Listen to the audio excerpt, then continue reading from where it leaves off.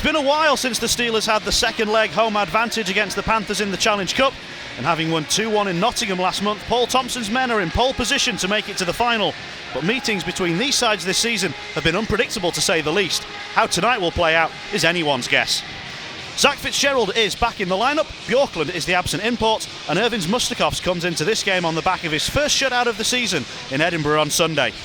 The team hasn't had much time to rest and recover from the weekend, but they'll need every last drop of energy tonight, because when it comes to the Challenge Cup, the Panthers almost always seem to raise their game and find a way to get the job done. And it's Schultz skating it free. He's hit as the pass goes across the far side, and Stevie Lee stumbles, and there's an opportunity for the Steelers. Moving it in, great save, Viekman to deny Matthew Waugh. His first real involvement, on a penalty now, as the check that takes down David Phillips came in from Lawrence, and the Steelers aren't happy with that. We're getting some rough stuff in the early stages of this one. Lawrence is guilty of the initial penalty. It was the hit on Phillips in the corner that the Steelers were angry about, and you can see the reaction from Fitzgerald. 5-on-4 in the Steelers' favour. Into the offensive zone, sent towards goal. Viekman makes the save, and it was cleared away, and there's going to be a break opportunity for Schultz. Hagos is desperately trying to get back. Schultz is in, and Mustakov's got a touch to take it over the crossbar. Break opportunity for the Panthers. And Nelson's had his pocket picked. And Mustakovs has bailed his team out again.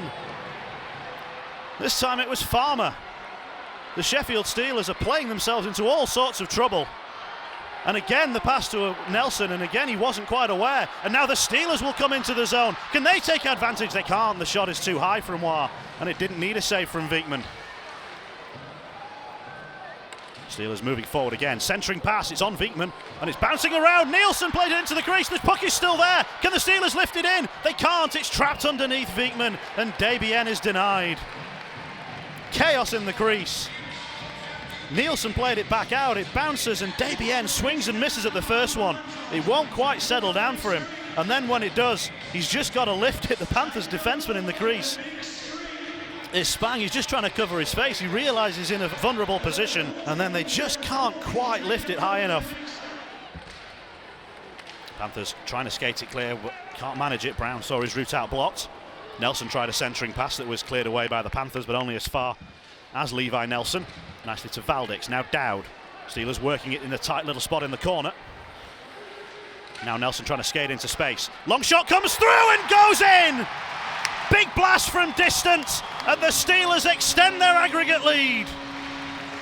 Great work in the corner, the passing that drew the Panthers in, and then the long shot that goes all the way through, and Viekman looked unsighted.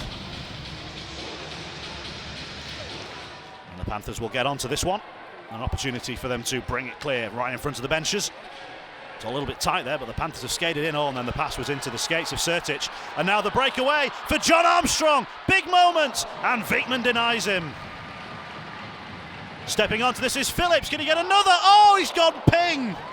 So close. David Phillips nearly had two in the game. And that shot gets deflected to the corner and back out of the zone. This one might. McGrattan, he was looking for the pass, and Debian got his stick down to intercept it. Again, another good intercept from Fitzgerald. He's under all sorts of pressure from McGrattan. Then another big hit comes in, and that will be a penalty. And this one is going to set the fight off. Nielsen doesn't get involved in many, but he wasn't happy with Brown. You can see Fitzgerald is not in a position to be hit on that play, and he stays down. And the penalty has been called on Jeff Brown. And there's now real concern for Zach Fitzgerald. He is now back to his skates, but you can see he's looking very uncomfortable. And it looks as though Jeff Brown's evening is done. He'll be escorted off the ice. 2:35, and the net is still empty. Viekman's been gone for a while now. The Steelers haven't had the possession to make use of the empty net. Big chance for Schultz! Oh my word, it's been kept out, and then it's gone through the crease. How have the Panthers not scored? big collision on the boards. Play continues. Lee. Clark. Listen to this crowd now. Wraparound attempt, it's cleared out, and the Steelers will just play it away. And if they get to this, they'll surely clinch the tie. Oh, great defensive work. So important from the Panthers. It's David Clark. What a giveaway! Tie over! Walker sealed it! And we'll see you all in Cardiff. Mistake from the Panthers in their own zone. And Walker didn't have a netminder to beat. And with 2 minutes to play, the Steelers have a 3-goal cushion.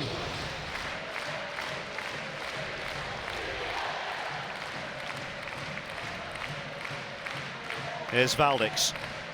On for Nelson. Steelers happy just to keep the puck in this corner for the time that's remaining. Valdix given a tough time by Lee. Here's Nelson looking to finish it in style!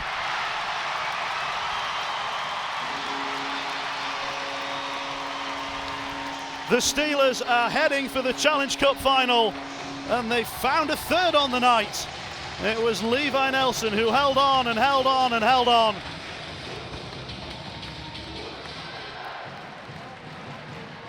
Scramble for the face-off. The Steelers get it, and they can skate it away. They'll send it in, and the final seconds will tick away. And back-to-back shutouts for Irvin's Mustakoffs will see the Sheffield Steelers into the Challenge Cup final with a little bit of room to spare. It was tight for a long time, but the late goals, the empty netter from Walker and the icing on the cake from Nelson, mean that the Steelers take the period 2-0, they take the game 3-0, and they take the tie 5-1 on aggregate. And it sets up the Challenge Cup final on March the 5th in Cardiff against Cardiff. 2 years ago, the Steelers were denied by the Devils in their own building. It's taken them 2 years, but they'll get the opportunity for the ultimate revenge in a couple of weeks' time. Paul, firstly, congratulations. What a great performance under very stressful circumstances. Yeah, I mean, you know, I think it's, I just said to the radio there, Simsy, I think there's more tension around getting to a final and being in the final, because once you're in the final, you're in the final, you know, and you want to get there, you want to get to the dance. And, you know, for the fans and for us that were here last year, you know, Nottingham humiliated us in the first leg at home last year. And we've had to wait a year for payback, and they're the current holders, and we've knocked them out tonight, and we've enjoyed that, not just because, you know, they're the Nottingham Panthers, because we got an opportunity to win a trophy. So really pleased. I mean, back-to-back shutouts. I think we tactically we got it really right tonight, and I was really pleased with our penalty killing was exemplary. I thought David Phillips, not his goal, but I thought that was one of his best games of the season. I thought he was phenomenal on the PK. I thought he was phenomenal on the puck today. Made really good decisions, skated us out of trouble at times, but I thought it was a great team effort. And you know, like I say, to win 3-0, 4-0. On aggregate, or what was it, 5-1 on aggregate? Was that what it was? 5-1 on aggregate over the two legs is a very pleasing aspect. How important was it to score first? I think it was really important, because I think it just brings the tension back. And you know, the line of Levi, Valley, and Dowdy's going. You know, they're going again now, and it was off a great cycle. Levi threw the puck up, and Davey, I think he scored 2 one-timers against the Panthers. His 2 goals this year have both been one-timers from a similar spot. So we had a good net presence. Puck comes through. Davey hits it off the bat, shoots it off the pass, and pucks go in if you go, you know. And it was a great start. And I really liked, a bit like Edinburgh, you know, we were 1-0 up going into the third period again, and I felt that we were sharper tonight, and we were sharper than the Panthers, a little bit quicker to second pucks and in the battle areas, and I felt that we were going to go on and score a couple more, and we did. Would control be a good word to use? Because I felt from above we controlled the game at times. Yeah. No, we did. I mean, we gave the puck away in Nottingham 4 times, and they counted, because they're a good team. Good teams do that to you. Nottingham Panthers have had good players, and you give them the time, and you follow the puck, and you chase in your D zone. They're gonna find them passing lanes and hurt you, and that's what they did to us. But we kicked back, and I really like the way we kicked back in Nottingham.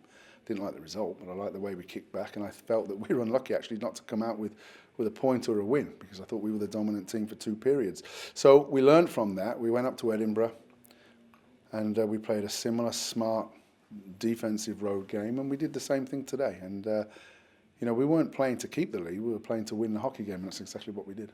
Quick word for Moose. Great for him. You know, I think he could have had 4 or 5 shutouts. We've let him down a little bit in the last minute of games when we've been in a comfortable lead and we've just turned off and teams have scored that goal. So, but Moose don't care. Moose isn't bothered about shutouts. Moose just cares about winning. And obviously it looks good on the CV. It feels nice. It's good for confidence. But the win is the most important thing for Moose. Quick word on Christopher Bjorklund. Elite Prospects broke the news during the game that he's moved back to Sweden. Obviously this has come about very quickly, and your thoughts on that? I'm disappointed, David. I mean, it doesn't really give us a lot of time to replace him. I liked him as a person. I wish him good luck. He's just followed the letter of his contract like Mozienko did, and that's something we got to look at as a team and as a league.